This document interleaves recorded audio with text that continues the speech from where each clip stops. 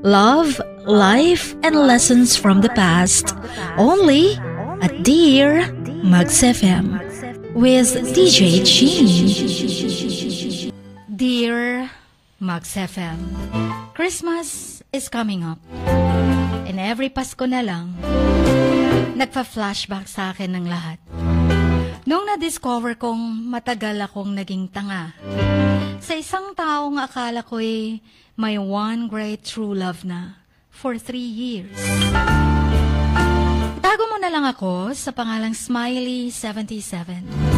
I graduated cum laude sa isang school sa Davao City with a degree of Bachelor of Arts in Economics. After my graduation, nakapasok agad ako sa isang company kung saan ay naging isang bookkeeper ako. At doon ko nakilala si Ram at Paulo. Na-connected naman sa company namin ang company nila. Meron din kaming branch dyan sa Jansan.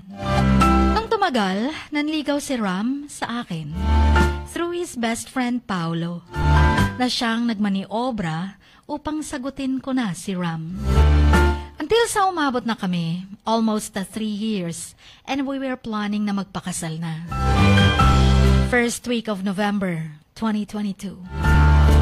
Nung malaman kong isang taon na pala akong niloloko ni Ram.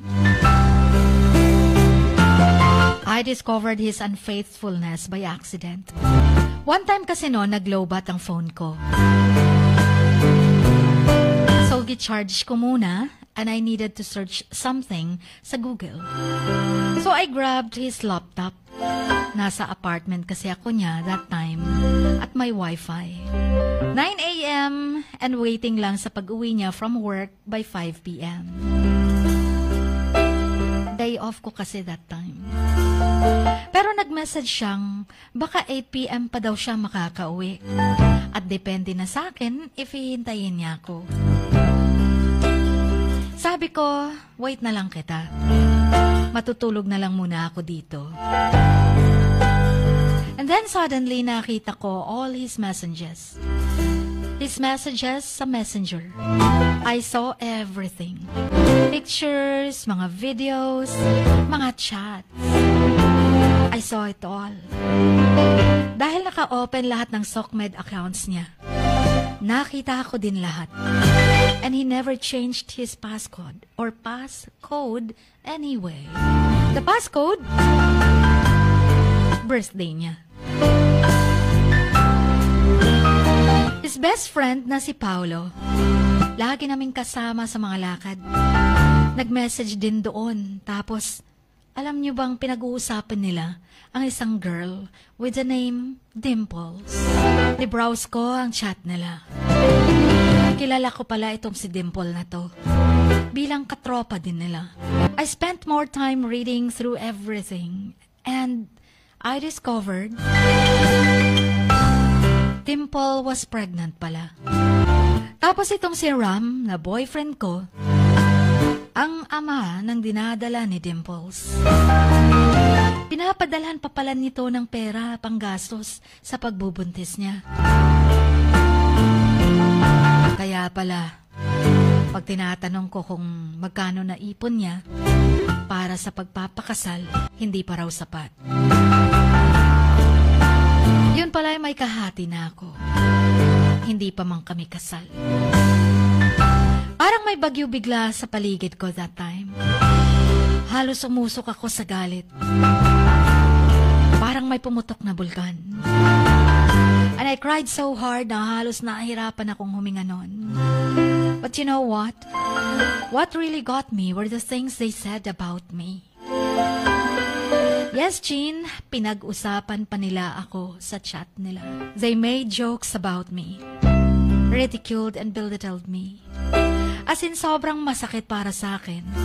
Because sabi pa nila, I was so stupid daw na nagpapaniwala sa mga sinasabi ni Ram na magpapakasal kami.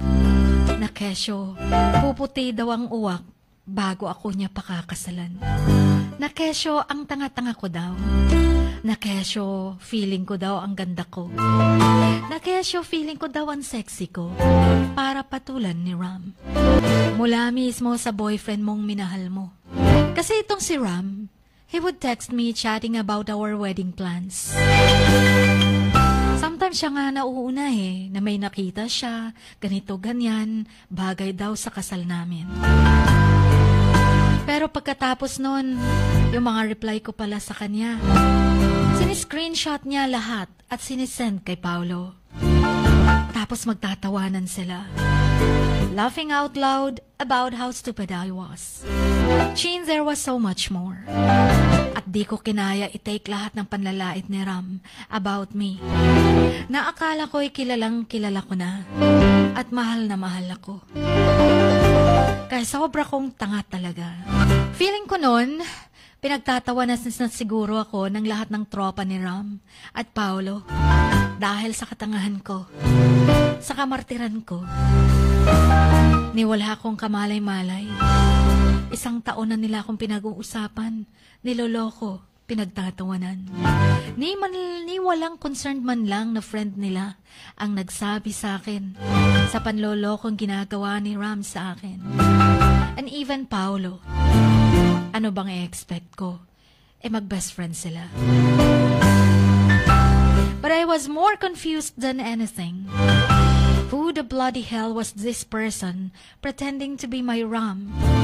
Dahil hindi na siya yung dati kong kilalang Ram na mabuting tao. But now I realized I'd only seen one side of him.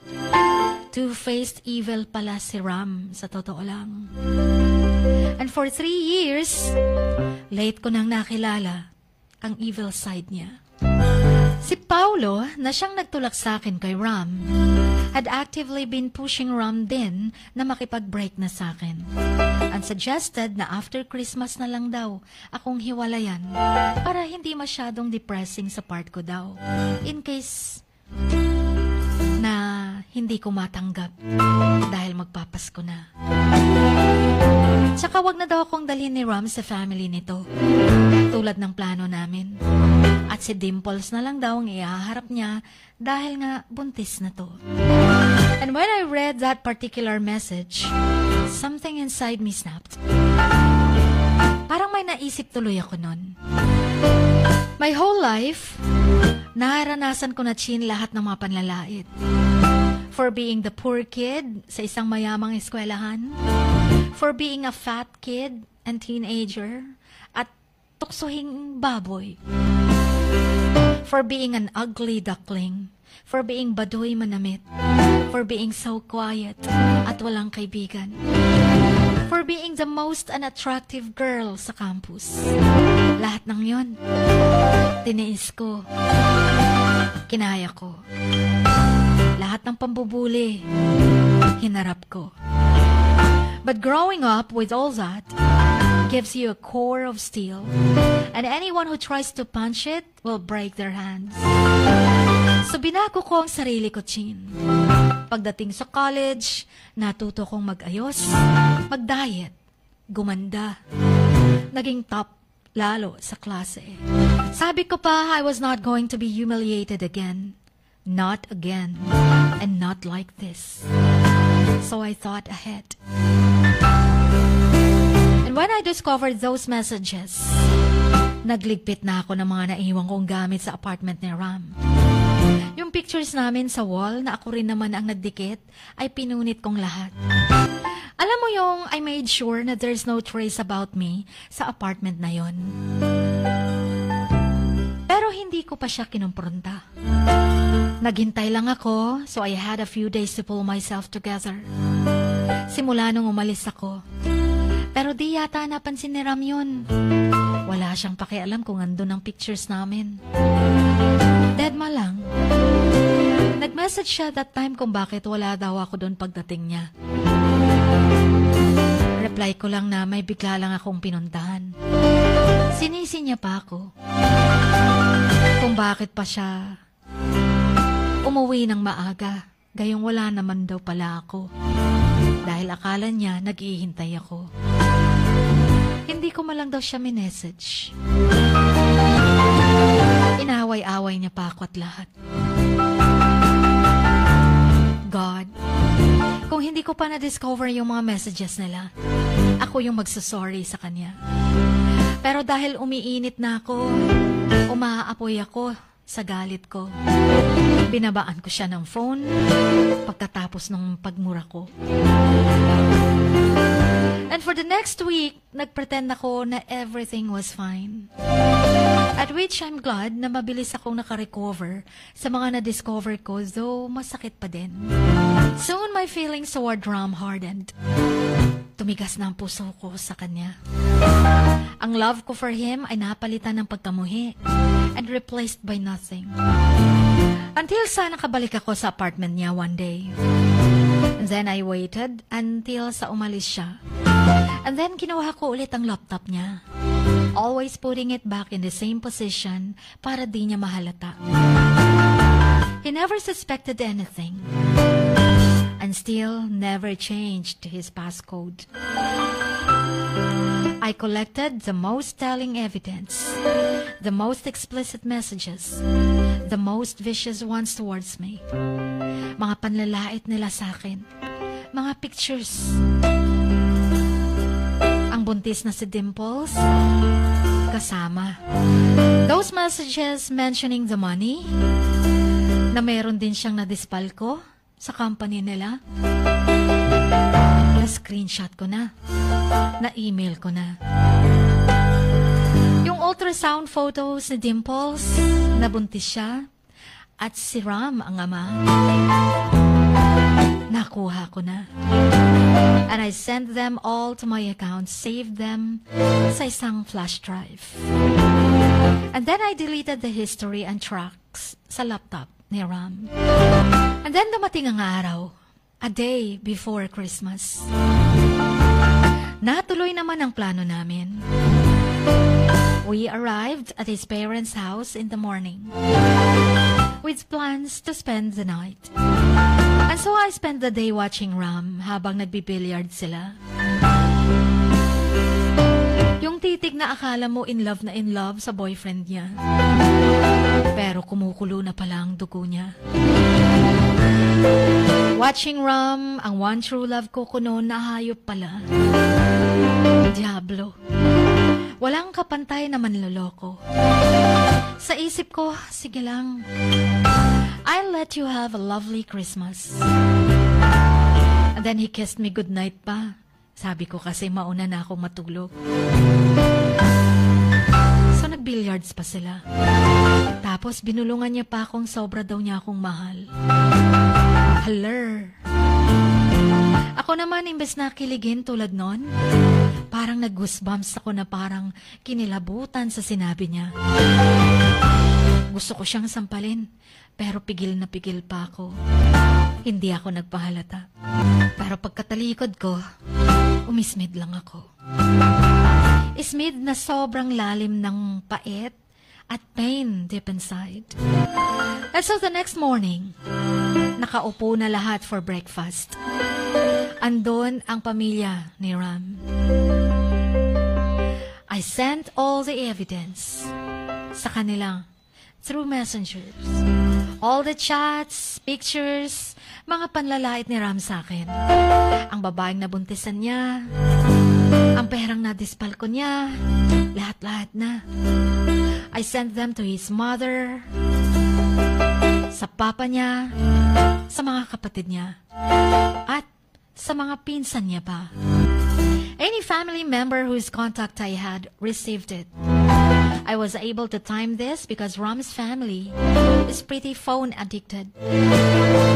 And they all get the notifications from me. Kaya habang nasa harap ng hapagkainan, maniwala kayo sa hindi, naka-ready na ang bag ko paalis. Just in case anong mangyari. Pero bago pa yun nangyari, I witnessed kung paano ginombag ng papa niya si Ram sa harap mismo ng lahat. Ilang suntok din ang nailaga ni Ram. Pero isang malakas na suntok sa panga ni Ram ang tumama sa kanya mula sa kanyang papa. Kaya napaupo siya sa sahig. nadaganan pa siya ng chair. Hinampas-hampas pa siya ng mama niya kung bakit niya daw ito nagawa sa akin. Nakakahiya daw. Pati mga kapatid niya sinipa-sipa siya. Pareho silang mga lalaki. Dahil sa mga nabasa nilang kawalang hiyaan ni Ram sa akin at panloloko nito at sa tinatago nitong buntis na girl. Dagdagan pang nakadispal ko siya ng pera sa kumpanya nila. Nung aksyong titigan ako ni Ram, gustong magtanong sa akin. Bigla akong tumalikod. Lumabas straight sa bahay nila. Walang words na lumabas sa bibig ko kundi Merry Christmas na lang sa inyong lahat. At doon natapos ang lahat, Chin. Ang ilusyon kong pakasalan ng lalaking akala ko'y one true love ko. At doon na rin natapos ang katangahan ko. Ang kamartiran ko. Karma na yun sa kanya. Diba? Came 2023. Na-promote ako as manager ng department namin. Inisyuhan pa ng car plan. Kaya nagkaroon ako ng sariling sasakyan. Everyone almost respected me at nalaman yun ni Ram ang promotion ko. Nag-attempt siyang lumapit sa akin to ask for forgiveness.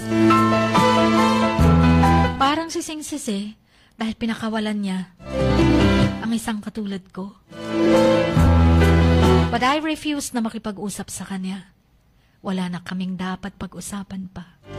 Nabalitaan ko na lang din na iniwan siya ni Dimples. Sumama sa ibang lalaki.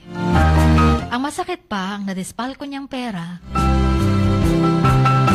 doon pala niya binigay kay Dimples. Para sana sa panganganak nito.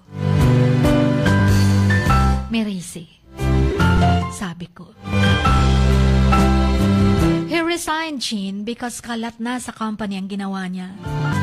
At kahit hindi siya magre-resign, baka ipakulong pa siya. Dahil 500,000 din ang nakuha niya. At dahil na din sa kahihiyan, ang dami niya ring narinig na masasakit na salita. Because he was totally a scumbag. Since then and until now, wala na akong balita about him. I blocked him totally in my social media accounts. And blocked him totally in my heart. So ngayon, in-enjoy ko muna ang pagiging single ko. Ayoko na munang magmahal. Bata pa naman ako.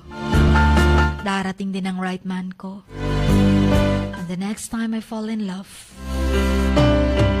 hindi na ako magiging tanga. Chin, hanggang dito na lamang. Kahit ganito ang story ko, sana'y may napulot pa rin kayo. Lalong-lalo na ang mga kalalakihan. Until here na lang. Maraming salamat sa pagbabasa. And please play the song Jar of Hearts. Ang inyong kamaks, Smiley 77.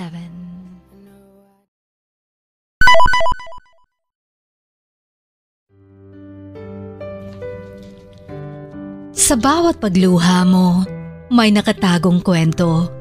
Sa bawat ngiti mo, may gustong sabihin ang puso mo. At sa likod ng iyong halakak at maging sa pagkabiko mo, may mensaheng nakabalot sa iyong pagkatao. At ang tanging nais mo lamang ay mapakinggan ang mga ito ng buong mundo. Dear Max FM with DJ Chini. Life has got all those twists and turns. Stand up for what you believe in. What lies behind you and what lies in front of you pales in comparison to what lies inside of you. Dear Max FM with DJ Chini. Sabi nga nila, ang pagsusulat kapag masyado mong diniinan hanggang sa susunod na pahina ay nagmamarka. Katulad ng pagmamahal, kapag masyado mong ibinigay ang lahat, yung sakit na gawa ng nakaraan, dala pa rin hanggang kasalukuyan. Dear Max FM, you own your story and you are the author of your own book of life. Don't let others write your script, but let others hear your story and make them inspired. Kaya sumulat na, maging bahagi ng aming programa, Dear Max FM with DJ Chini, tuwing Lunes hanggang Biyernes, 1:00 hanggang 3:00 ng hapon sa Max News FM, Sock Sargent. Love, life, and lessons from the past, only at Dear Max FM with DJ Chini.